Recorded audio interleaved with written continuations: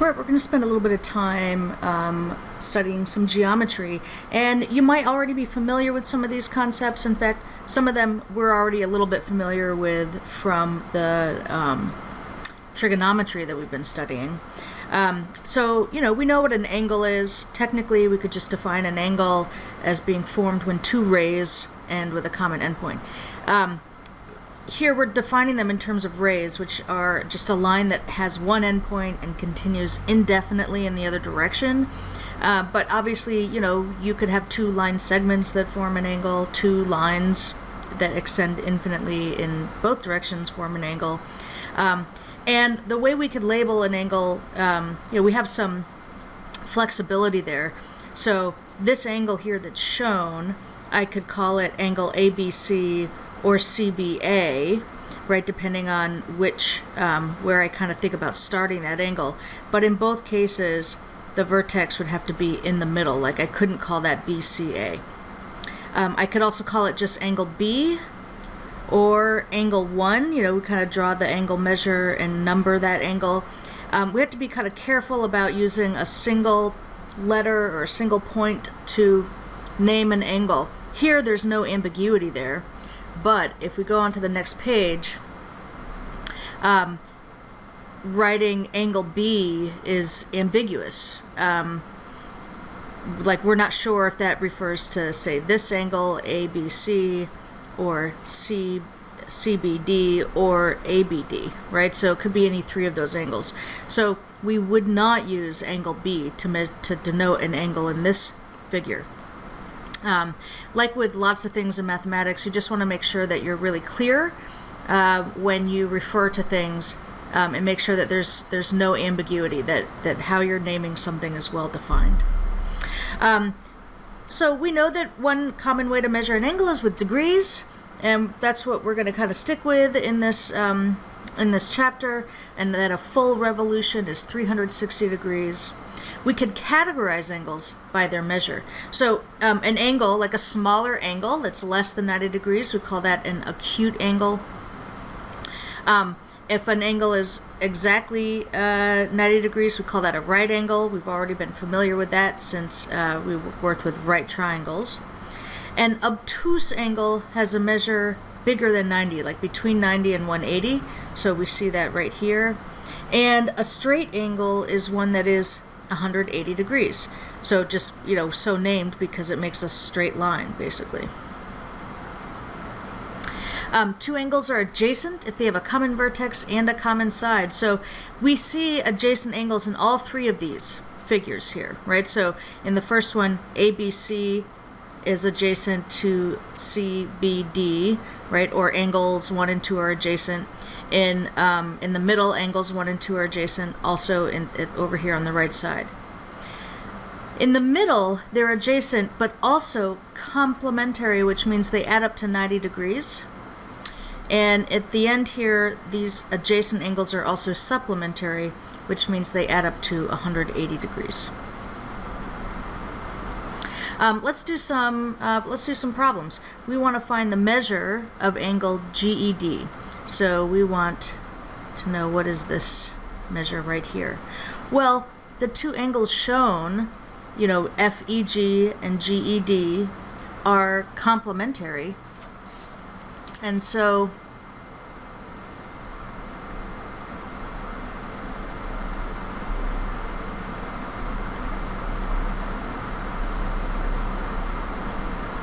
they have to add up to 90 degrees.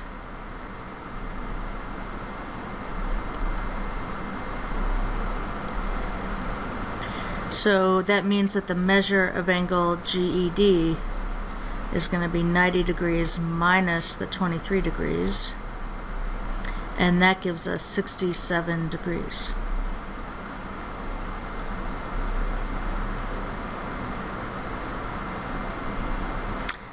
In the figure, in example 3.2 here, we have two adjacent angles that are supplementary, and we want the measure of angle WYX, so that's this one right here. So these angles are supplementary. So they have to add up to 180 degrees, and that means that angle WYX is 180 minus 130, and that gives us 50 degrees.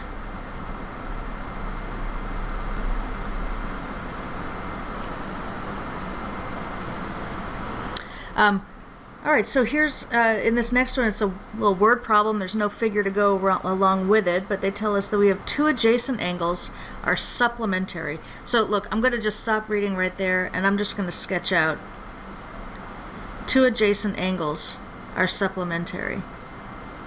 Let me maybe try drawing a straight line. I'll cheat a little bit. Oops. If they're supplementary, they add up to 180 degrees, and they're adjacent. So it just means I'm going to take a straight line and kind of partition it into two angles. One angle is 3 times as large as the other, so one angle is kind of small, and the other is 3 times the size. So I'll call this small angle, maybe I'll call that X. The other one is 3 times as large, so that means this one would be 3x. And we want to find the measure of each. So I could just set up a little equation here. They're supplementary, so they add up to 180. And x plus 3x, well, that's 4x. We divide by 4. And 180 divided by 4 is 45 degrees. And they want the measure of each, so we're just going to finish up by finding 3x. So 3 times 45 is 135 degrees.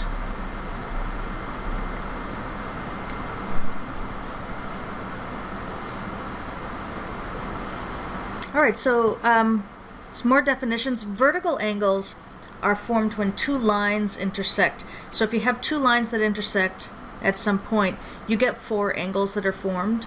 The angles that are kind of directly across are vertical angles. So vertical describes a relationship between two angles. So in this figure, angles 1 and 3 are vertical angles, and so are angles 2 and 4. All right, so when in a diagram like this, when we know the measure of one angle, we can get the measure of the other 3. In this figure, they're telling us that angle 1 is 40 degrees, so I'm just going to write that in. Now, angle 3 has to be equal to angle 1 because they're vertical, right? So vertical angles have the same measure. And so I'm going to label that. And then to get the other measure, well, let's say I look at, maybe I'm going to kind of just look at this straight line here. Right, that's one of the two lines. I know that angles 1 and 2 are supplementary because they make a straight line. So angle 2 is 180 minus 40 degrees, which is 140. And so I could label that. So this is 140. And then, of course, angle 4 has to be equal to angle 2 because they're vertical, so that is also 140. So knowing the measure of one of these angles, we can kind of chase the rest of the angles, kind of chase that measure around the diagram. Next, we're going to look at a transversal diagram. So two lines are parallel if they never intersect. And the way we sort of indicate that, if I have two lines L1 and L2, if they're parallel, we use that little double kind of pipe there, the double vertical lines, to indicate that. And if we take two parallel lines and we intersect them both with a third line, in this diagram that third line is L3, we call that line a transversal. And so here's a transversal diagram. And then we get basically 8 angles, right? So I've numbered them all in this figure. Now, angles that are kind of in between on the inside of L1 and L2, so those would be 3, 4, 5, and 6. Those are called interior angles. And angles that are on the outside, like 1, 2, 7, and 8, those are exterior angles.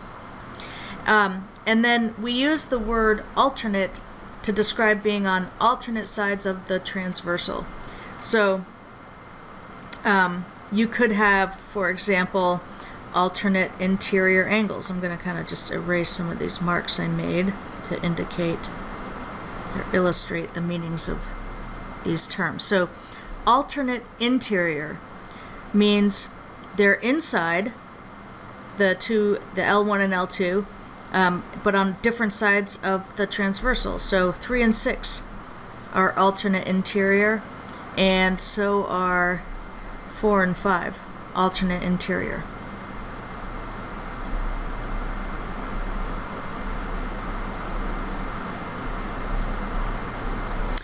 Alternate exterior is defined analogously. So they're alternate, so they have to be on different sides of the transversal, but they are outside the two parallel lines. So angles 1 and 8 are alternate exterior, and so are angles 2 and 7.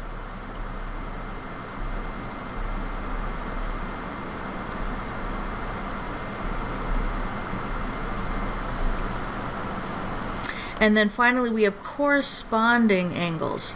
So corresponding angles are on the same side of a transversal, but one is interior and one is exterior. They don't share a vertex. So, for example, corresponding angles. Angle 1 and angle 5 are corresponding. One's interior, angle 5, and one angle 1, is exterior. They're on the same side of the transversal, and they don't share a vertex. So 1 and 5, maybe you could pick out another pair of corresponding angles, like 8 and 4 are corresponding, and then 2 and 6 are corresponding, and finally 3 and 7 are corresponding.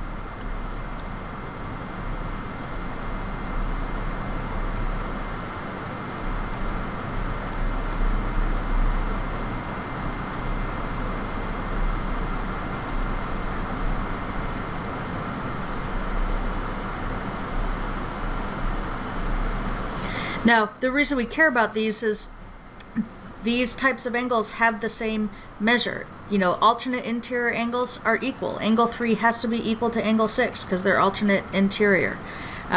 Alternate exterior angles are equal. Angle 2 and angle 7 have to be equal because they are alternate exterior. And then corresponding angles. Each pair of corresponding angles are equal to each other. So, like the last example, if you're given a transversal diagram and they give you the measure of one angle, you can kind of chase that around to find the measure of all the other angles. So here they're telling us that the measure of angle 2 is 50 degrees.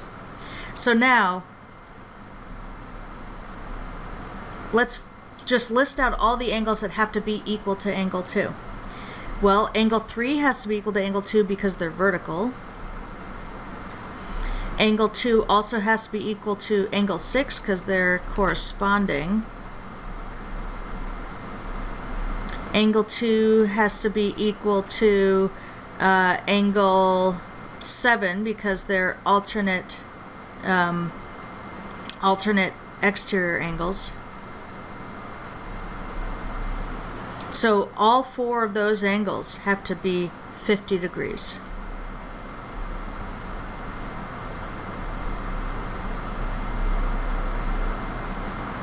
Now, we could use the fact that angles 1 and 2 are supplementary because they make a straight line together. So we know that angle 1 is 180 minus 50 degrees, and that is 130 degrees. So we know that angle 1 is 130 degrees. And then which angles are equal to angle 1? Well, that would be angle 4 because they're vertical. Also angle 5 because they're alternate, they're corresponding angles. And angle 8, they're alternate exterior angles. And so those 4 angles all have to be the same, 130 degrees.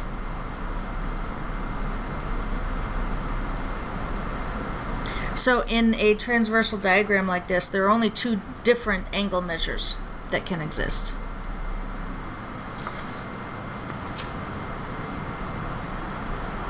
Now, suppose we have more than two parallel lines that are cut by two transversals. So here in the figure at the top here, we've got three kind of horizontal parallel lines, and they're cut by these two transversals. And when we do that, right, we see that we kind of form some line segments in between the parallel lines. So the line segments in between the parallel lines, then in this situation, the ratios of those corresponding segments are equal. So it's the ratios of those corresponding segments that are equal. So for example, it's line segment A, right, in between these two parallel lines. That corresponds to this line segment in between the same two parallel lines. So A over B has to be equal to the ratio of the other corresponding segments. So that would be this distance between those two parallel lines and this distance. And that gives us this equation, that relationship. We'll solve an example. In this figure, they tell us that the vertical lines are parallel. Okay, if the vertical lines are parallel, the first thing I'm going to do is just identify what are the corresponding segments. Corresponding segments are this pair in between those two vertical parallel lines, and this pair in between these two vertical parallel lines. And I know that the ratios of those corresponding segments have to be equal. So if I take this pair, I'd form that ratio, x over 7.75. That is equal to the ratio of this pair. Now, since I put x on top of this fraction, I have to pick the same kind of segment, right, of the same transversal. Has to go on top. So once I write out this fraction, x over 7.75, the other fraction, I have to put the 6.50 on top over 5.65. There's an equation that we can solve. We'll find x just by multiplying both sides by 7.75.